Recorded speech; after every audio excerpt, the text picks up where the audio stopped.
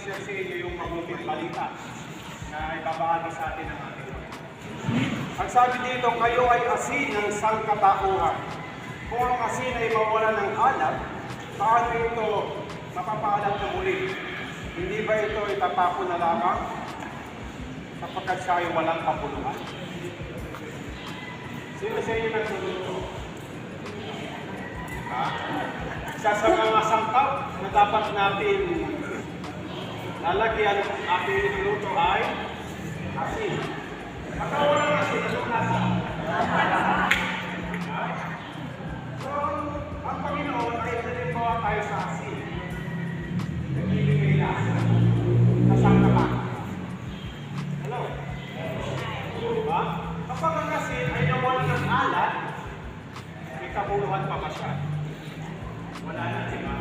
Dahil natapos na lang, kapag hindi na siya magagamit, wala na siya kapuluhan.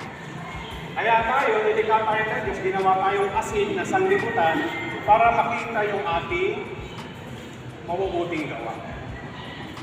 Hindi lang yun, tayo rin ay halimbawa sa ilaw. Bakit tayo nag-iilaw? Para maliwanagan yung nasa kadiliman. Di ba? Ang ilaw, para magkaroon siya ng power, kailangan makakulit siya sa kuryente.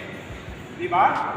Kasi kapag ang isang ilaw, hindi mo sinaksak sa kuryente, hindi siya sisindi.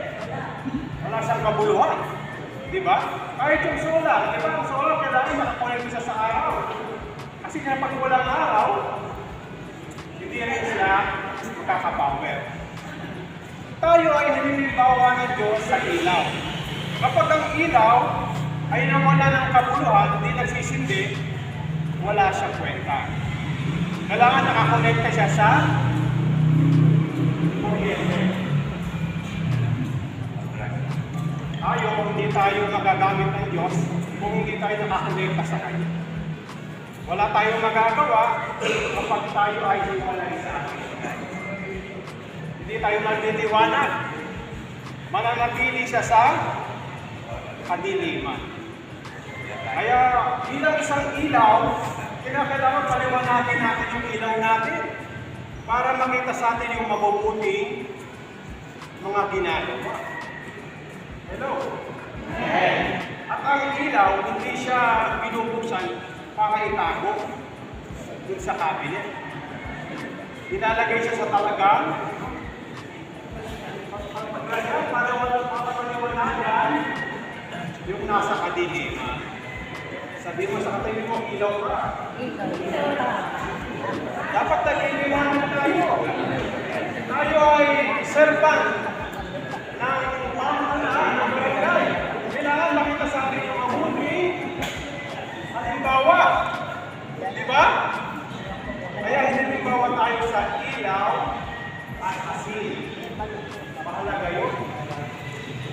Hindi tayo makikitaan ng mabuting gawa kapag hindi tayo nagliliwanag.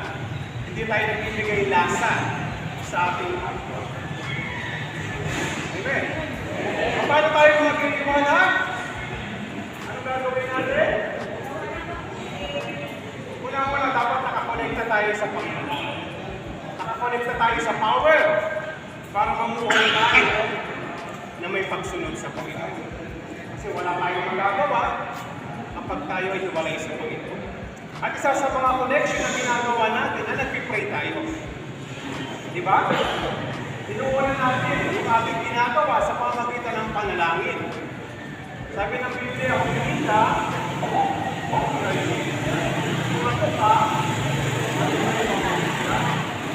hindi kikilos ang Panginoon kapag hindi tayo nananalangin. Di ba? Kaya kailangan araw-araw pagkagising natin, magpasalamat tayo, purihin natin ang Diyos, kasi buhay pa tayo. Di ba? Yung iba, malakas. Natutulog, pinagpasan. Hindi na nagising. Di ba?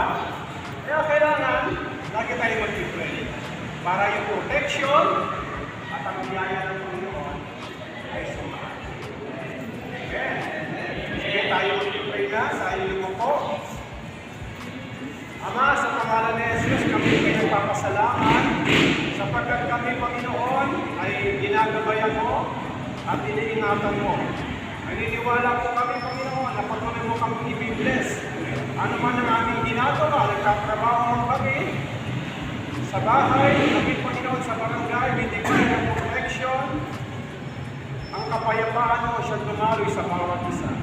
Lord, tulungan mo po kami na magliwanag sa sanlibutan.